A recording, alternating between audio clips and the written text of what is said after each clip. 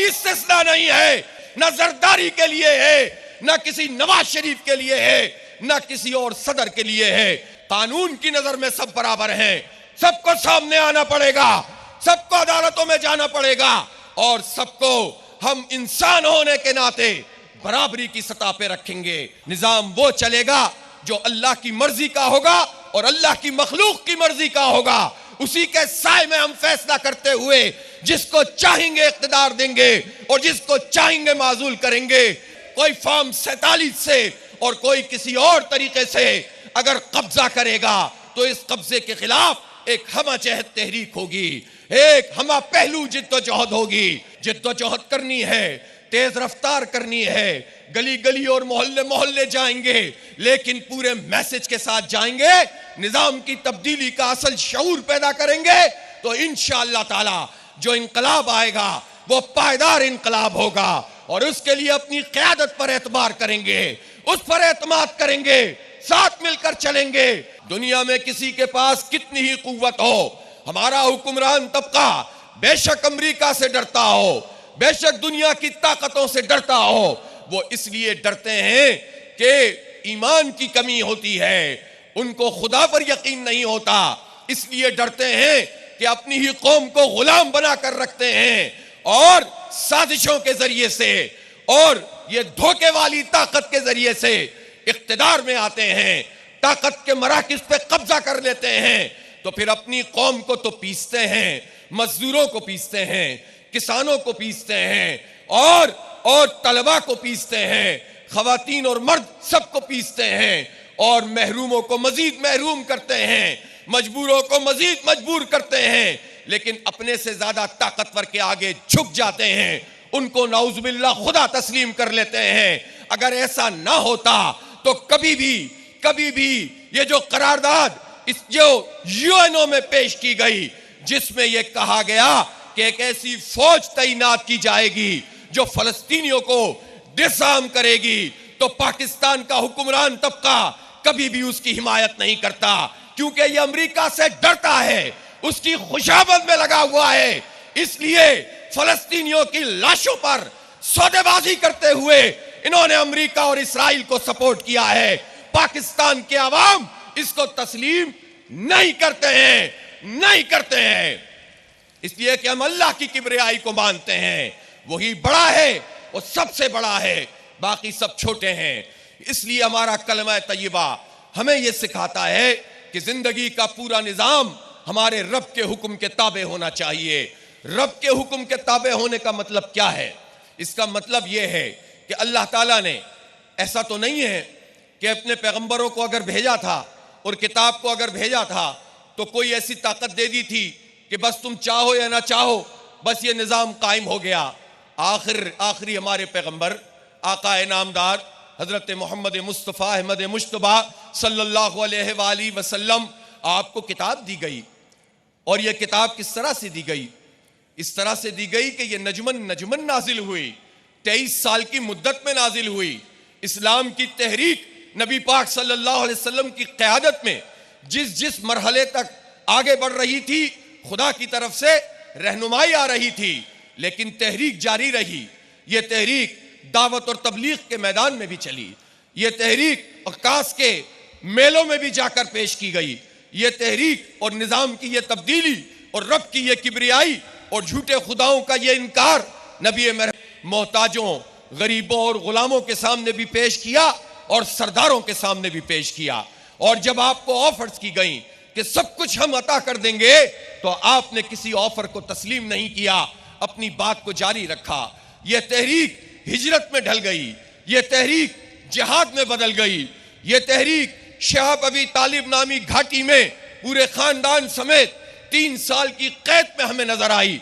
और यह तहरीक फिर जब मदीने की रियासत की सूरत में आई तो उसमें लोगों के दरमियान अदल और किस्त का निजाम कायम हुआ, समाजी नाहमवारी को तब्दील किया गया, सबको एक तर्ज पर अदल से गुजारा गया और ऐसा अदालती निजाम बना कि जब बनु मखजूम की उस खातून को सामने लाया गया कि जिसने चोरी की थी और उसकी सजा हाथ काटना था।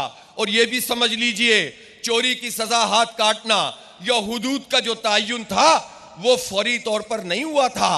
पहले माशरे को हमवार किया गया था, पहले लोगों को रोजगार फराहम करने की कोशिश हुई थी, इंसाफ फराहम किया गया था, गुलामी के खात्मे की तरफ पेशरफ्त की गई थी, लोगों के दरमियान अदल कायम करने के बाद और फिर उसके बाद अल्लाह के हुक्म के ताबे होकर जब हुदूद नाफिज हुई तो जब बहुत ताकतवर कबीले की फातिमा उसके हाथ काटने की बारी आई, लोगों ने कहा बड़ा कबीला है, इसके नतीजे में इस्लाम को नुकसान हो सकता है, आपके इस अरेंजमेंट को नुकसान हो सकता है।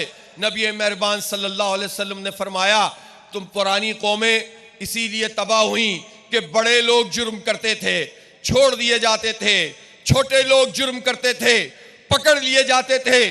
खुदा की कसम फातिमा बिनते मोहम्मद भी अगर चोरी करती तो उसका भी हाथ काटा जाता। यह है अदल का निजाम और यह है रब की किबरियाई। कोई इस्तिस्ना नहीं है, ना जरदारी के लिए है, ना किसी नवाज शरीफ के लिए है, ना किसी और सदर के लिए है। कानून की नजर में सब बराबर हैं, सबको सामने आना पड़ेगा, सबको अदालतों में जाना पड़ेगा और सबको हम इंसान होने के नाते बराबरी की सतह पे रखेंगे। इसका मतलब है रब की किबरियाई और इसका मतलब है निजाम की तब्दीली। अल्लाह ताला ने इंसानों की इज्तिमाइयत को एक ताकत फराहम की है और इंसानों की मर्जी से ही ये निजाम चलता है। इसीलिए तो हमारे सहाबा इकराम बड़े बड़े दरबारों में जाकर ये बताया करते थे कि हम उस दीन के मानने वाले हैं जो इंसानों की गुलामी से निकालकर इंसानों के रब की गुलामी के अंदर लेकर आता है। इसलिए हम उस निजाम के हामिल लोग हैं। तो बदल दो निजाम का मतलब यह है कि अब जागीरदारों का निजाम, अब सरमायादारों का निजाम, अब वडेरों का निजाम, अब सरदारों का निजाम, अब जर्नेलों का निजाम, अब ब्यूरोक्रेट्स का निजाम नहीं चलेगा। निजाम वो चलेगा जो अल्लाह की मर्जी का होगा और अल्लाह की मखलूक की मर्जी का होगा। उसी के साए में हम फैसला करते हुए जिसको चाहेंगे इख्तिदार देंगे और जिसको चाहेंगे माजूल करेंगे।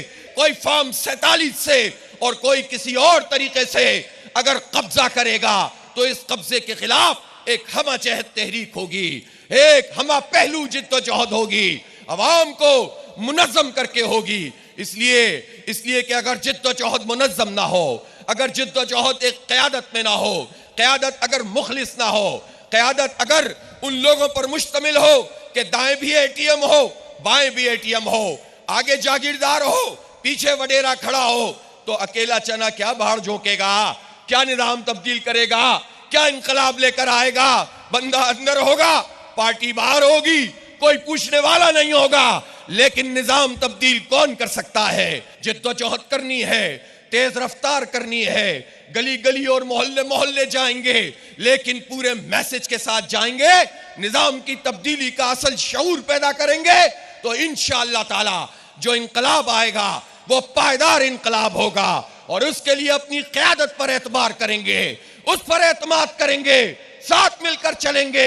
वैसे भी ये तो जमात इस्लामी है, इसमें क़यादत और कारकुन में तो कोई फासला भी नहीं होता है। हमारे यहाँ ऐसा थोड़ी ही है कि वडेरों के जरिए से कोई इनकलाब में आता हो, कोई इख्तिदार में आता हो, कोई ताकतवरों के जरिए से इख्तिदार में आता हो, कोई इस्टेब्लिशमेंट की क्यारियों में पलता हो। यह जमात इस्लामी मिडिल क्लास जमात है, जमात इस्लामी आम लोगों की तरह है। इसमें अमीर लोग भी हैं, इसमें मिडिल क्लास भी हैं, इसमें गरीब लोग भी हैं, इसमें मजदूर और किसान भी हैं। और ये सब जब मिल जाते हैं तो एक निजाम के तहत इसमें लोग आगे बढ़ते हैं। कौन सी पार्टी है जिसमें जमहूरियत है, जिसमें डेमोक्रेसी है? वो पार्टी कभी भी अवाम का इख्तिदार कायम नहीं कर सकती। जो अपनी पार्टी में लोगों की राय का एहतराम कायम नहीं कर सकती, वो कैसे अवाम का इख्तिदार कायम कर सकती है? इसलिए खानदानों पे चलने वाले, विरासत पे चलने वाले, वसीयत पे चलने वाले कभी कोई बड़ा इनकलाब नहीं ला सकते। इस बात को अच्छी तरह से लोगों को समझा दीजिए। हाँ, ये बात जरूर है कि पाकिस्तान के नौजवानों में एक गम है और गुस्सा है और वो ये चाहते हैं कि हालात तब्दील हो। इसलिए ये सारे लोग जो गम और गुस्सा रखते हैं, ये सारे नौजवान जो कुछ करना चाहते हैं, जो इस निजाम के हाथों सताए हुए हैं या इससे बहुत ज्यादा उनको खार आई हुई है, उससे बहुत ख्वार हो चुके हैं, तो इन सारे लोगों को अपने जलू में लेकर चलना है। किसी को नाराज नहीं करना। इसलिए मैं ये कहता हूं कि तमाम पॉलिटिकल वर्कर्स की कदर कीजिए। पॉलिटिकल वर्कर चाहे पीटीआई का हो, नून लीग का हो या पीपी का हो, चाहे किसी संत में जा रहा हो, बड़ा कीमती होता है, कुर्बानी दे रहा होता है, नारे लगा रहा होता है, जेलों में जा रहा होता है। उसकी इज्जत कीजिए, इख्तिलाफ को इख्तिलाफ की जगह पे रखिए, लेकिन कभी भी मुखालिफत में ना जाइए, सबको साथ लेकर चलिए। आज जमात इस्लामी ये ऐलान कर रही है कि जनमन इनकलाब के लिए, हकीकी इनकलाब के लिए, निजाम की तब्दीली के लिए हम तमाम पॉलिटिकल वर्कर को, पाकिस्तान के हर नौजवान को, हर मजदूर और किसान को, हर एक को, खवातीन को, उनकी बहुत बड़ी तादाद यहां मौजूद है, इनके तवस्सुत से ये पैगाम दे रहा हूं, आए, ये जमात इस्लामी ये इंक्लूसिव है, ये आपको साथ लेकर चलेगी, इंशाअल्लाह बाइख्तियार बनाएंगे, आगे बढ़ाएंगे और सिर्फ नारे नहीं लगाएंगे, खिदमत करेंगे।